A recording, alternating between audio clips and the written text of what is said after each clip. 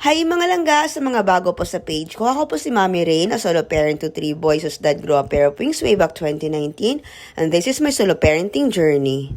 So this was last Friday, car distribution nila Isaya, kaya nagpunta ako sa school nila. Siguro mga bandang 9:32 ng umaga, wala naman silang regular class that day, kaya sabi ko sabay na lang kami. Tapos parang napaaga pa nga ng konti kasi hindi pa nagsa-start yung car distribution pagdating namin. Kaya eto, tamang tambay muna sa may bench sa labas. Tapos ayan, at waiting for my turn kasi may kausap pa yung advisor ni Isaiah. So pagkatapos ng parents consultation ay umalis na din ako agad. Nagpasama lang ako sa pinsan ko at pupuntahan namin si Aiki. I know that art expresses everything. So andito na kami sa venue. May competition kasi si Aiki that day. It's an inter-school 3D street artwork competition. At isa nga si Aiki sa team ng magre-represent ng school nila. So tamang-tama pagkadating namin doon, parang opening program na nila. Nasa mga bandang 11 to kaya sobrang init. Ayan, at shout out sa pinsan ko for accompanying me there.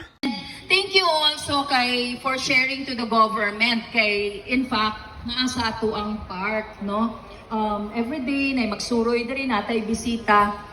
Makita nato. So lami kay ang feeling sa atong mga artist. Hindi alam ni Aiki na pupunta ako that time, kaya medyo na-surprise siya. So ayan nga, at medyo busy silang mag-prepare ng mga materials na gagamitin nila for the competition. So this was supposed to be a 3-day event, bali Friday, Saturday, Sunday. But unfortunately, inulan sila nung Friday. Bali nasira yung kung ano man yung natapos nila that day, on the first day of the competition. At medyo maulan pa din nung weekend, kaya there were some changes. Dapat ang mga artists, to mga students.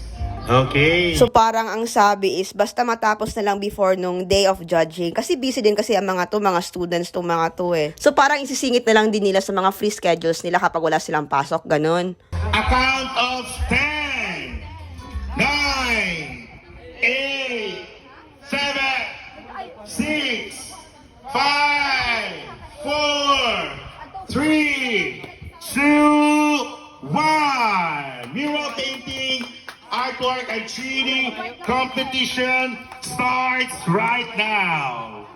So, ayun na, tumalis din ako agad pagka-start ng competition. Nagpaalam lang ako saglit kay Aiki. Ang sabi ko, babalik na lang ako sa hapon para makita ko naman yung gawa nila. Ang kaso, bumuhos yung ulan nung kinahapunan, kaya hindi na ako nakabalik. Saka nag-message din kasi si Aiki na, ayun nga, binabaha nga raw yung gawa nila, so they have to stop. Tapos, eto na yung kinagabihan. Knockdown si Aiki pagka-uwi. Ang sakit daw kasi ng paa niya kasi nakasquat lang sila the whole time. At siguro sa init na din kasi sobrang init that day. So, ayan, mga bandang 5:30, tulog na siya. Ginigising namin para maghapunan, ayaw niya. He basically slept for 14 hours kasi kinabukasan na siya nagising. Ganoon siya kapagod that day. So ayun lang, and thank you for watching our video. Please do us a favor and hit like, share, and follow. And kita-kits sa sunod ng mga vlog. Bye-bye!